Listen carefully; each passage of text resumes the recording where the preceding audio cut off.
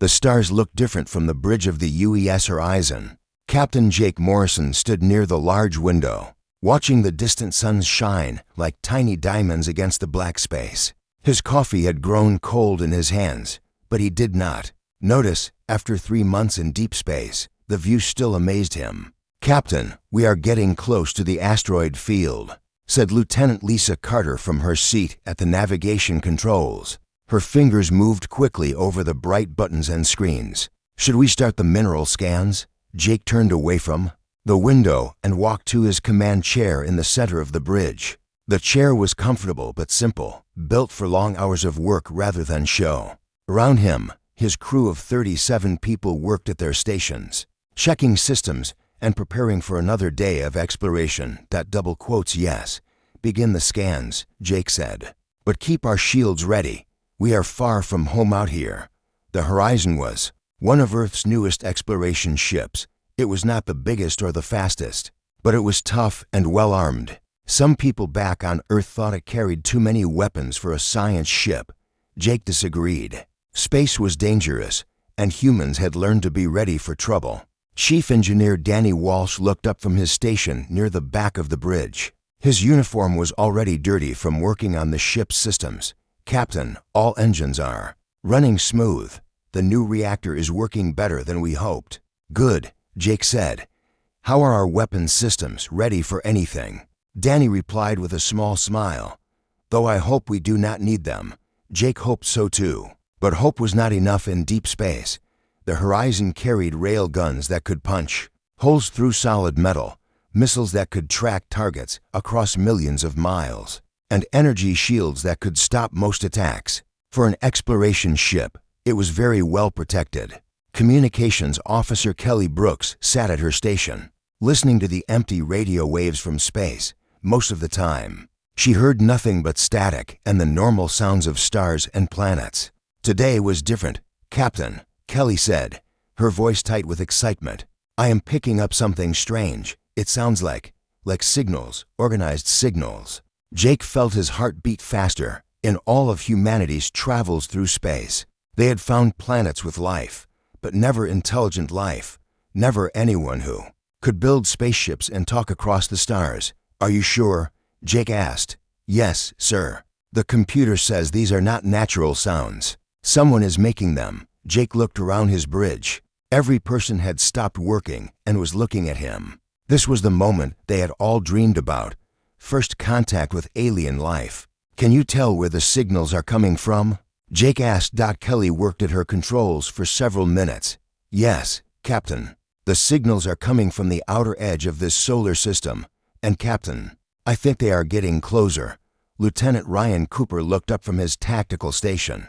His job was to watch for dangers and keep the ship safe. "Captain, if there is an alien ship out there, we should be careful. We do not know if they are friendly." Jake nodded. Ryan was right to be worried. Humans had learned that it was better to be safe than sorry.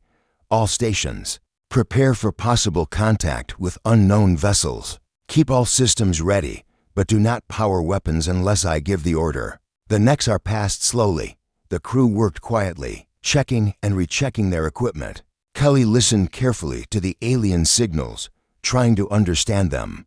Danny made sure all the ship's systems were working perfectly. Ryan watched his screens for any sign of approaching ships. Then the moment came. "Contact," Kelly shouted. "Large vessel approaching from the outer system. Distance, 3 million miles and closing." Jake stood up from his chair, put it on the main screen. The large screen at the front of the bridge flickered and showed the black of space. At first, Jake could see nothing. Then Kelly adjusted the image, and he saw it. The alien ship was huge, much bigger than the Horizon. It was long and smooth, with a strange blue-green color that seemed to shift and change as Jake watched. Strange lights moved along its surface, in patterns that made no sense to human eyes. "How big is it?" Jake asked. "About 3 kilometers long," Sir Lisa answered. "Maybe 10 times our mass." Jake felt a chill run down his back. The alien ship was enormous compared to the Horizon. If it was hostile, his ship would be in serious trouble. "Any signs of weapons?" Jake asked Ryan. Ryan studied his screens carefully. "I cannot tell, Captain, their technology is very different from ours, but a ship that big could carry a lot of firepower. Captain, Kelly said, they are scanning us. What kind of scans? Deep penetration scans. They are looking at everything. Our hull, our engines, our crew quarters, even our personal belongings. Jake frowned. The aliens were being very thorough. Too thorough. How long have they been scanning? About 20 minutes now, sir. That was a long time for a scan. Most ship scans took only a few minutes to get basic information. Why were the aliens taking so long? Were they looking for weaknesses? Were they preparing for an attack? Kelly, try to contact them, Jake ordered. Send them a peaceful greeting. Let them know we come in peace. Kelly began broadcasting on all frequencies. She sent mathematical sequences, pictures of Earth and humans, and simple messages of friendship. But there was no response from the alien ship. They are not answering, Captain, Kelly reported after 10 minutes of trying. Are they still scanning us? Jake asked. Yes, sir. Still the same deep scans. Jake walked to the window again and looked out at the alien ship. It hung in space like a giant metal whale, silent and mysterious. What were they thinking? What did they want? Captain, Ryan said quietly, in human military doctrine. Extended scanning like this usually means the other ship is gathering targeting information. Jake knew Ryan was right. When human ships scanned each other for more than a few minutes, it usually meant they were preparing for battle. The long, detailed scans gave them the information they needed to attack weak points and avoid defenses. But these were aliens. Maybe they did things differently. Maybe long scans were normal for them. Jake did not want to start a war because of a misunderstanding. Keep trying to contact them, Kelly, Jake said, and everyone stay alert. We do not know what they plan to do. The alien ship continued its slow approach, still scanning, still silent. Jake watched it grow larger on the screen and wondered if he was looking at humanity's first friend among the stars, or its first enemy. He would find out soon enough. The alien ship finished its first scan after 47 minutes. Captain Jake Morrison felt relief wash over him as the scanning beams stopped hitting his ship. Maybe the aliens were just being careful. Maybe they were scientists like his own crew, trying to learn about a new species. Scanning has stopped, Captain, Kelly Brooks reported from her communications station. They seem to be processing the information they gathered. Jake nodded and sat back in his command chair. Good. Keep trying to contact them. Send our friendship messages again. But his relief lasted only 12 minutes. Captain, Ryan Cooper called out from his tactical station, his voice sharp with alarm. They are scanning us again. Same type of scans, same depth, same patterns. Jake felt his blood turn cold. A second scan. In human space combat, that could only mean one thing. The first scan was for general information. The second scan was for targeting data. Are you certain? Jake asked, though he already knew the answer from Ryan's expression. Yes, sir. Deep penetration scans, focusing on the same areas they scanned before. Hull composition, engine layout, weapon positions, crew locations. Lieutenant Lisa Carter looked up from her navigation controls. Captain, why would they scan us twice if they were peaceful? Jake knew why, and it terrified him. Every human naval officer learned the same basic principle in training. One scan meant curiosity or caution. Two scans meant the enemy was preparing to attack. All hands to battle stations, Jake ordered, his voice calm despite the fear growing in his chest. This is not a drill. Prepare for possible hostile action. The bridge erupted into controlled chaos. Red lights began flashing throughout the ship. Alarm bells rang in every corridor. The crew moved quickly to their combat positions, their months of training taking over. Chief Engineer Danny Walsh spoke through the communication system from the engine room. Captain, all systems are responding. Reactor is powering up to combat levels. All weapons and shields ready on your order. Jake watched his crew work with pride and worry. They were good people, trained for exploration and discovery. But they were also human, and humans had learned to fight when threatened. Shields up, Jake commanded. The Horizon's energy shields came to life around the ship's hull. They were invisible to the human eye, but Jake could feel the slight vibration they made through the ship's structure. The shields could stop most attacks, but he hoped they would not be needed. Ryan, what can you tell me about their weapons? Ryan studied his tactical screens, his face tight with concentration. Their technology is strange. Captain, I can see what might be weapon ports, but I cannot tell how powerful they are. The ship is so large, it could carry enough firepower to destroy us 10 times over. Kelly, any response to our messages? Nothing, sir. They are completely silent except for the scanning beams. Jake stood up and walked to the main screen. The alien ship looked the same as before, long and smooth with its strange shifting colors. But now he saw it differently. Now it looked like a predator studying its prey. How much longer for their second scan? Jake asked. At this rate, about 30 more minutes. Ryan answered. 30 minutes. If Jake was right about the aliens' intentions, his ship had 30 minutes before the attack began. He had to make a choice, wait and hope he was wrong, or act first to protect his crew. Captain, Lisa said quietly, what if we are misunderstanding them? What if they scan everything twice as normal procedure? Jake wanted to believe that. He wanted to think this was all a mistake, that the aliens were peaceful and just had different customs. But he could not risk the lives of his 37 crew members on hope. Danny, how are our weapons? Jake asked through the communication system. All rail guns loaded and ready. Captain, missiles armed and targeted, energy weapons charging. We can fire on your command. Jake felt the weight of command pressing down on him. One wrong decision could start a war between humans and aliens. Another wrong decision could get his entire crew killed. Ryan, show me their ship's weak points. Ryan worked at his controls, and the main screen changed to show a detailed image of the alien vessel. Red markers appeared at various points along its hull. These areas look like they might be important systems. Ryan explained. Engine sections. What could be command areas? Possible weapon clusters. But Captain, I have to tell you something. What? Their ship is not built for war. Look at the hull design, the way the sections connect. This looks like a ship built for exploration or trade, not combat. Jake studied the image. Ryan was right. The alien ship looked peaceful, almost elegant. It was nothing like the angular, armored warships humans built for battle. But that could be a trick. Maybe aliens built their warships to look peaceful. Maybe they used deception as a weapon. Captain, Kelly said, her voice excited.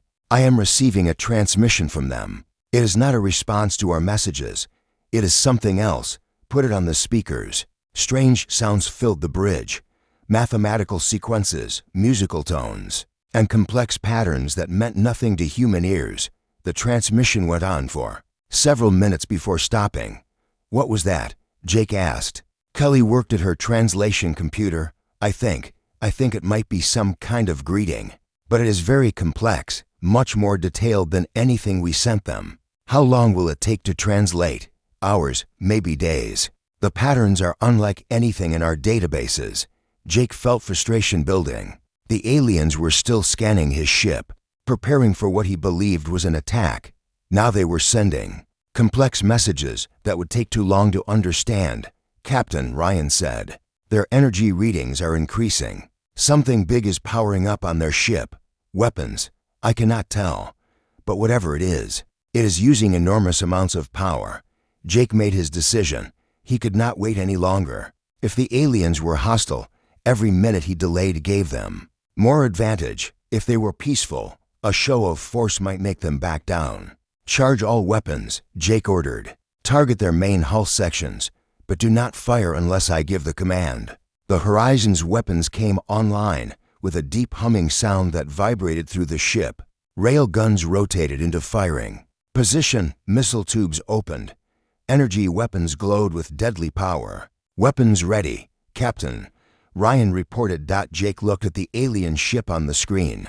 It was still scanning, still powering up whatever massive system was drawing so much energy. In a few minutes, the second scan would be complete, and Jake believed the attack would begin. He had to act soon. The lives of his crew depended on making the right choice. But what was the right choice when dealing with aliens whose intentions he could not understand? On the alien ship, Commander ThreatHFY stared at the strange readings from their second scan. The reptilian alien had been exploring space for over 300 years, meeting new species and making peaceful contact. He had never seen anything like the human vessel. "The readings are confirmed," said Science Officer Cathnall, her scales changing color with excitement. "The ship carries weapons far beyond what we would expect from explorers. Their defensive capabilities are extraordinary." ThreatHFY studied the data with growing concern. The human ship was small compared to his vessel, but it was armed like a warship.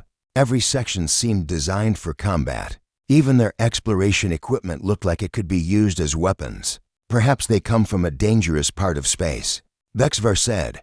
"Many species arm their ships heavily when they explore unknown regions."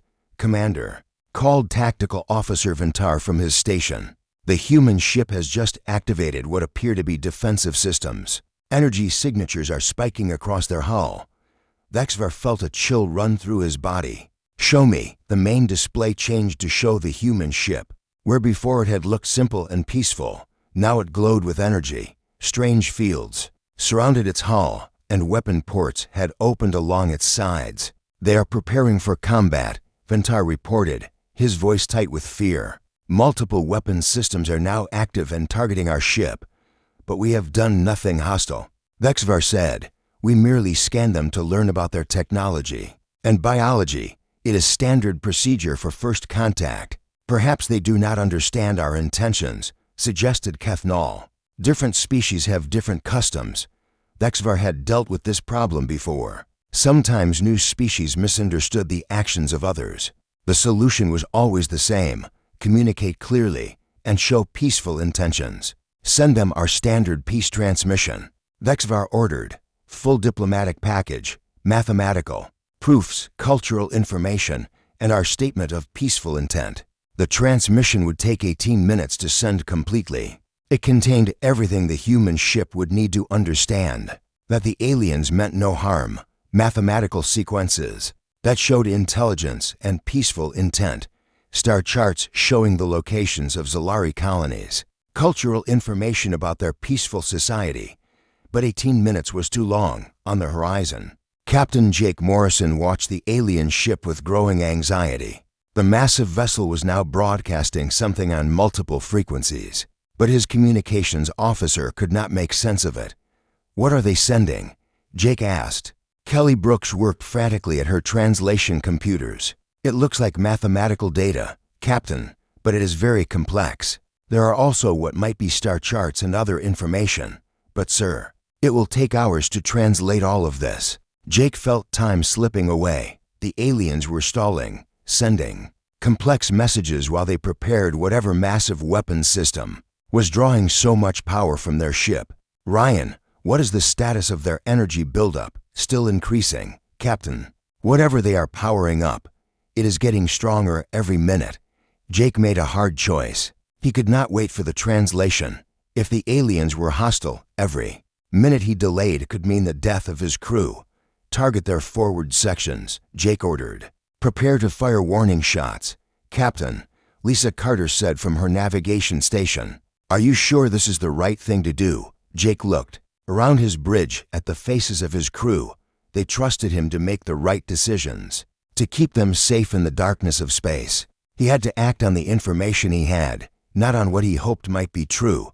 "They scanned us twice," Jake said. "In human military doctrine, that means they are preparing to attack. They are powering up massive energy systems and stalling for time with transmissions we cannot understand. I will not let them strike first." The alien ship continued its transmission, unaware that the humans saw it as a delaying tactic. Commander ThreatHFY watched his communications officer send the peace message and felt confident that the misunderstanding would soon be resolved. "How much longer for the transmission?" ThreatHFY asked.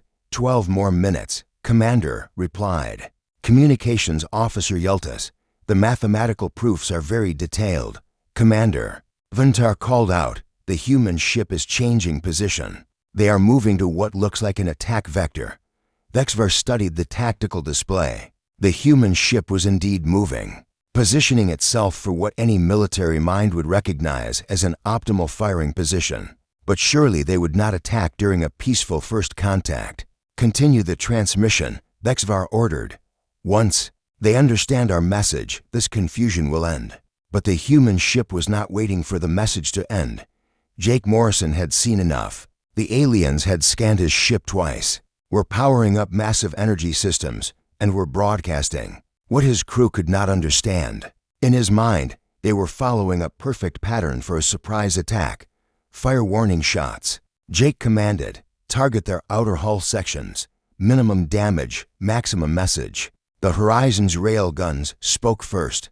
Tungsten slugs accelerated. 2 incredible speeds shot across the space between the 2 ships. They struck the alien vessel's hull with devastating force, punching clean holes through metal that the aliens had thought was heavily armored. The impact sent shock waves through the Zolari ship.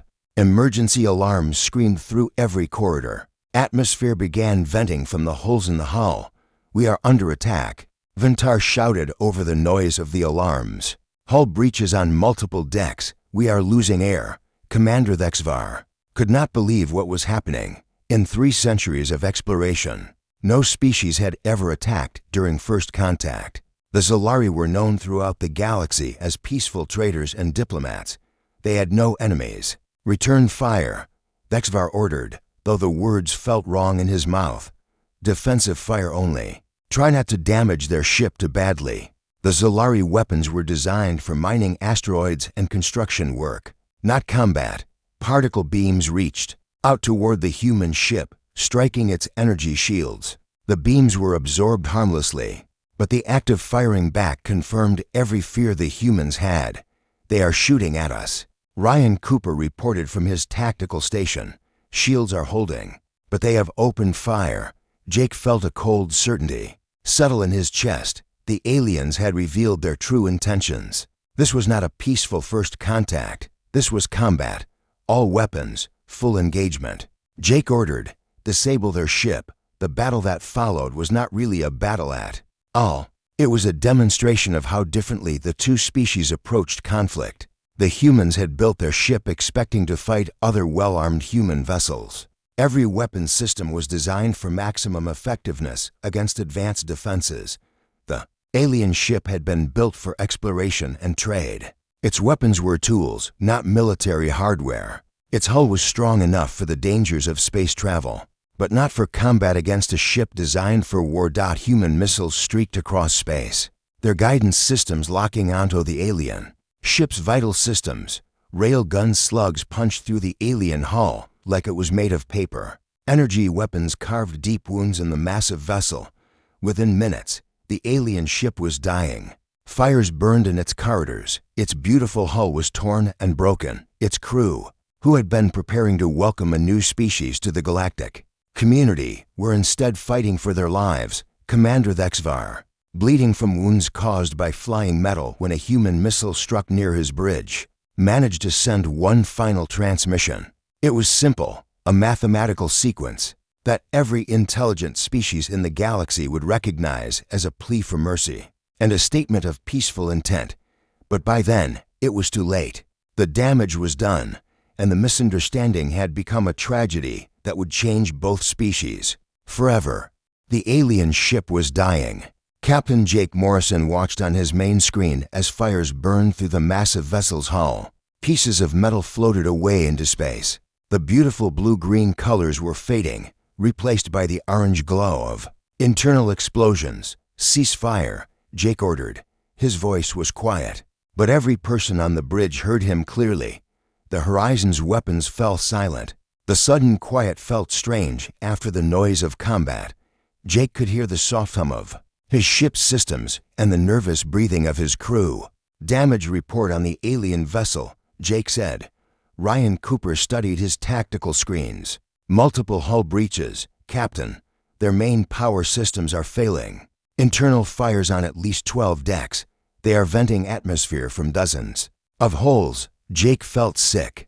The alien ship had lasted only 3 minutes against the Horizon's weapons. It had not been a battle. It had been destruction. "Are they still alive over there?" Jake asked. Kelly Brooks listened carefully to her equipment. "I am detecting some life signs, Captain, but they are getting weaker. Their ship is dying. Try to contact them. See if they need help."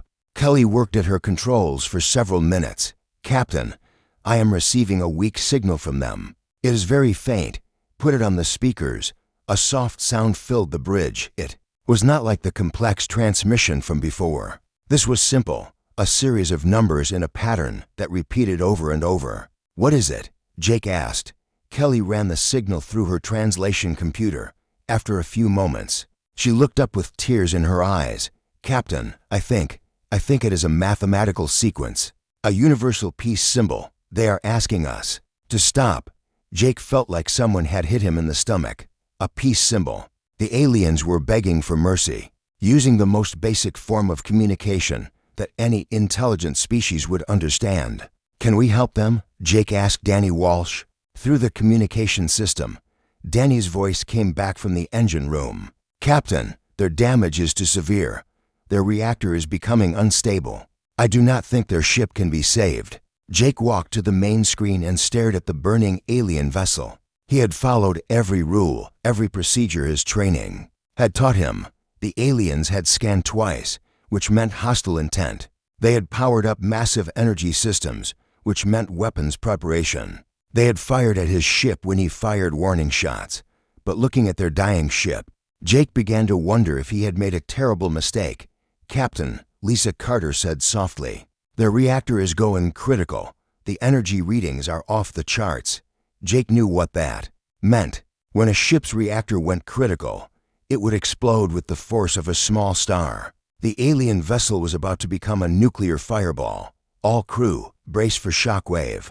Jake announced throughout his ship, "Emergency shields to maximum power." The alien ship exploded 3 minutes later. The blast was so bright that the Horizon's main screen automatically dimmed to protect human eyes. The shockwave hit Jake's ship seconds later, shaking it like a toy in the hands of an angry child. When the light faded and the shaking stopped, there was nothing left of the alien vessel except scattered pieces of metal and a slowly expanding cloud of gas and dust. "All stop," Jake ordered. "Hold position." The bridge was completely silent.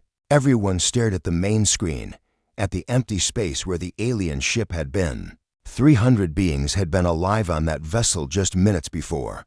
Now they were all dead. "Captain," Kelly said, her voice barely above a whisper, "I am detecting something in the wreckage. Some kind of data storage device. It survived the explosion." Jake felt a spark of hope. Maybe the device would contain information that would help him understand what had really happened. Maybe it would prove that the aliens had been hostile and that his actions were justified. "Danny, can we recover it?" "Yes, Captain. I can send out a repair drone to collect it." "Do it." While they waited for the drone to return, Jake ordered his crew to analyze everything they had recorded about the encounter, every scan, every transmission, every piece of data that might explain why the aliens had acted as they did. The results were disturbing. "Captain," Ryan reported, "I have been studying their ship design. The more I look at it, the more I think it was not built for war. The hull design, the internal layout, even the way their weapons were mounted. It all suggests a peaceful vessel." "What about their weapons?" Jake asked. "They fired at us." "Yes, sir, but look at the power levels and targeting patterns. Their weapons were not designed to destroy ships. They looked more like mining tools or construction equipment." Jake felt his heart sink. "What about the massive energy buildup we detected?" Kelly looked up from her communications station. "Captain, I think I know what that was. I have been analyzing the transmission they sent us, the complex one with all the mathematical data. It would have required enormous amounts of power to broadcast across interstellar distances." "You mean they were not powering up weapons?" "No, sir. I think they were powering up their main communication array to send us a detailed peace message." The repair drone returned 20 minutes later, carrying a small metallic device about the size of a human book. Danny brought it to the bridge. "Personally, it is some kind of data storage unit," Danny explained. "Very advanced, but our computer should be able to read it." Jake nodded. "Do it. I want to know everything about these aliens." The data device contained incredible information. Star charts showing the locations of 47 different alien worlds, cultural databases describing peaceful trading relationships between dozens of species, historical records of successful first contact situations going back thousands of years. Most importantly, it contained the complete protocol for peaceful first contact that the aliens had been trying to follow. Captain, Kelly said, reading from the translated data. According to this, they always scan new ships twice. The first scan is for basic information. The second scan is to confirm the data and prepare a detailed cultural database for peaceful contact. Jake felt the room spinning around him. What, sir? Scanning twice was not a hostile act for them. It was standard peaceful procedure. They were trying to learn everything they could about us so they could approach us in the way that would make us most comfortable. Ryan looked up from his own analysis. Captain, there's more. According to this data, they were part of something called the Zalari Confederation, a peaceful alliance of 47 different alien species. Were? Jake asked. Yes, sir. Were. Because according to this, the ship we destroyed was carrying the chief diplomats for the entire Confederation. They were the ones responsible for making peaceful contact with new species. Jake sat down heavily in his command chair. The full horror of what had happened was becoming clear. The aliens had been trying to make peaceful contact using their standard procedures. They had sent their best diplomats, their most peaceful ship, their most experienced first contact team. And Jake had destroyed them all because he had misunderstood their intentions. Captain, Lisa said quietly, there is something else. The data shows that news of our encounter will automatically be sent to all 47 worlds in their confederation. They will know that we destroyed their peace ship. Jake closed his eyes. He had not just killed 300 innocent aliens. He had started a war between humanity and 47 alien civilizations. All because they had scanned twice.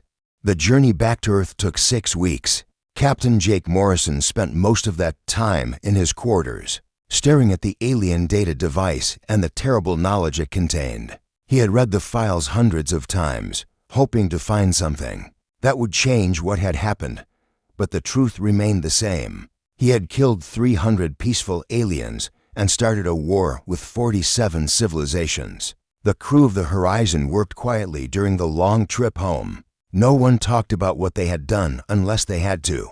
The bridge felt cold and empty, even with all the normal sounds of a working ship. Kelly Brooks spent her time translating more of the alien files. Each new piece of information made the tragedy worse. The aliens had families, dreams, and hopes just like humans. They had been excited about meeting a new species. Some had written messages to their children, saying they might be away for a long time, but would bring back wonderful stories about the new friends they had made. Ryan Cooper checked and rechecked his tactical reports, looking for anything that might justify what they had done. But every analysis led to the same conclusion. The alien ship had been peaceful.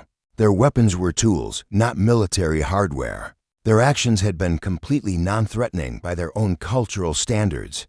Danny Walsh worked on the ship's engines, keeping his hands busy so his mind would not think about the explosion that had ended 300 lives. But even the familiar sounds of machinery could not block out the memory of that terrible flash of light. Lieutenant Lisa Carter plotted their course home with mathematical precision, but she could not calculate a way to undo what had been done. The navigation computer showed their position in space, but they could not show a path back to innocence. When the Horizon finally reached Earth's solar system, Jake called his crew together in the main briefing room. 37 people sat around the large table, looking at their captain with tired eyes. "We will be at Earth in 12 hours, Jake said. "Command will want a full report of everything that happened. I want you all to know that I take full responsibility for what we did. I made the decision to fire. I gave the orders. What happened is my fault, not yours." Kelly spoke first. "Captain, we all agreed with your decision. We all thought the aliens were hostile. We are all responsible." "No," Jake said firmly. "I am the captain. The responsibility is mine alone." Ryan looked up from the table. "Sir, what do you think will happen when we report this to Earth Command?" Jake had been thinking about that question for weeks. "They will probably want to prepare Earth's defenses. When those 47 alien civilizations learn what we did, they might come looking for revenge. Will there be a war? Lisa asked. I do not know. Jake answered honestly. Maybe, or maybe they will try to understand what happened and forgive us. But I would not blame them if they decided we were too dangerous to leave alone. The ship reached Earth orbit the next morning. Jake stood on the bridge and looked down at the blue and white planet where he had been born. It looked peaceful and beautiful, hanging in the black of space like a jewel. Soon, it might become a battlefield because of what he had done. Captain, Kelly said, Earth Command is requesting permission to come aboard.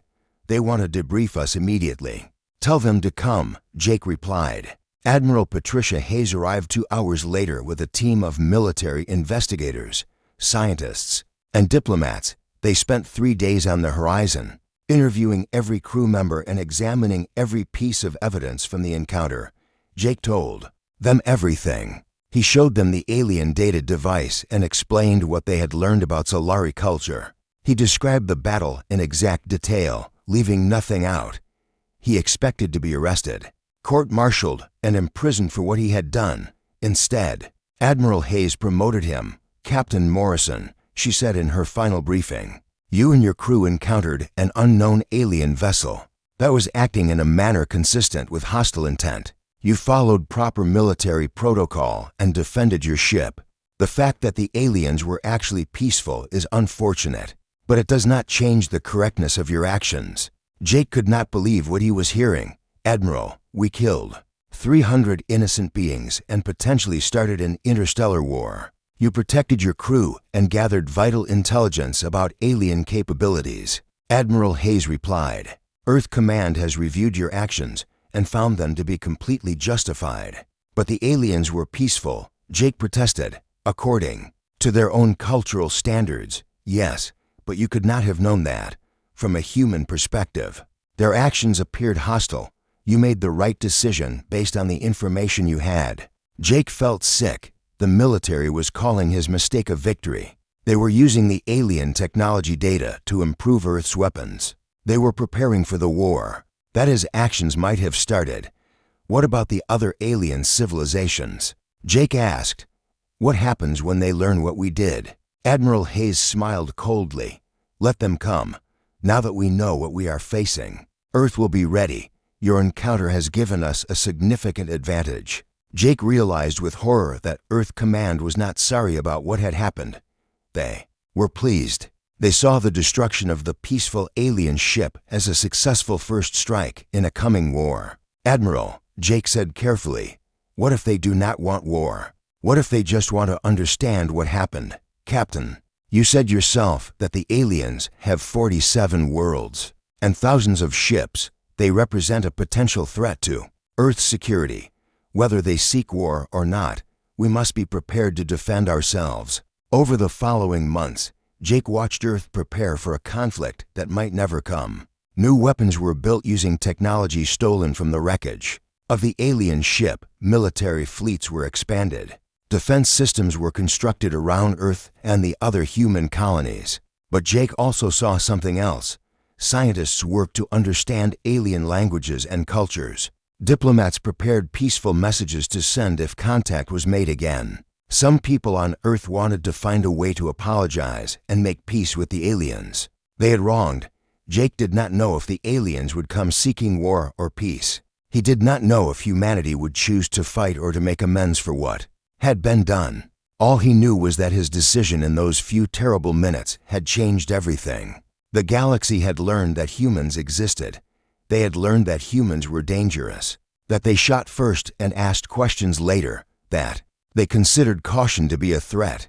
Some aliens might decide that humans were too violent to be allowed to spread through the galaxy. Others might choose to approach with overwhelming force to prevent another tragedy.